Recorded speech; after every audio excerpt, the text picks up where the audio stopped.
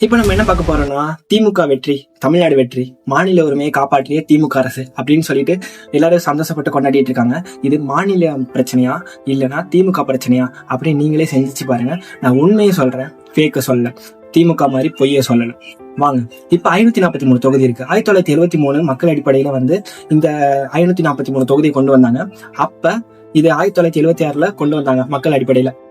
அதுக்கப்புறம் இது வரைக்குமே அப்படிதான் நடந்துட்டு இருக்கு. அதுக்கப்புறம் 2013 சென்சஸ் படி எந்த ஒரு சேஞ்சஸும் இல்லை. இப்ப மத்திய அரசு ஒண்ணு கொண்டு வராங்க, அதாவது டீலிமினேஷன். மக்கள் அடிப்படையில நாங்க பிரிக்கல.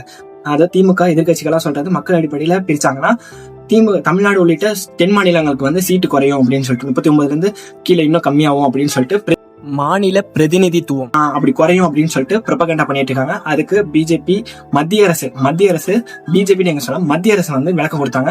நாங்க மக்கள் அடிப்படையில பிரிக்கல. தமிழ்நாட்டுல எத்தனை 39 தொகுதி இருக்கு, அந்த 39ல பாதி தொகுதியா எடுக்கிறோம். அதாவது 39ல 40 கன்சிடர் பண்ணி 20 தொகுதியை இன்க்ரீஸ் பண்றாங்க. அதாவது தமிழ்நாட்டுக்கு மொத்தம் 59. இதே மாதிரி எல்லா ஸ்டேட்லயுமே இன்க்ரீஸ் பண்றாங்க. யூனியன் பிரதேச சின்ன ஸ்டேட்டா இருந்தாலும் இந்த 20 தொகுதி இருக்கு. அதே மாதிரிதான் வட இந்தியாலேயே ஏறுமே. அப்படின்னா வட இந்தியாவில தானே முடிவு பண்றாங்க அப்படின்னு சொல்லுவீங்க.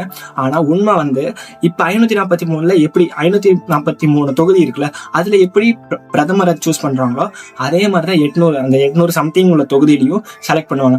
நீங்க அந்த பர்சன்டேஜே பாருங்க, இப்போ உள்ள தொகுதிக்கும் அப்போ உள்ள தொகுதிக்கும் வேறுபாடே இல்லை.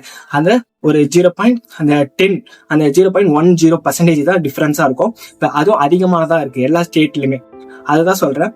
இந்த உண்மையை உங்கள்கிட்ட மறைக்கிறாங்க. அதே போல பெண்களுக்கு இடஒதுக்கீடு அந்த 33%. இப்போ மாநிலவை மக்களவை இப்ப பார்லிமெண்ட்ல பார்க்கும்போது பெண்கள் அதிகமா வரணும் அப்படின்னு சொல்லிட்டு இப்ப 3ல் 1 பங்கு பெண்களா இருக்கும் போது பெண்கள் அதிகமா சொல்லும் போது இந்தியா வளரும் அப்படின்னு சொல்ற ஒரு நோக்கத்துல இந்த திட்டத்தை கொண்டு வந்தாங்க.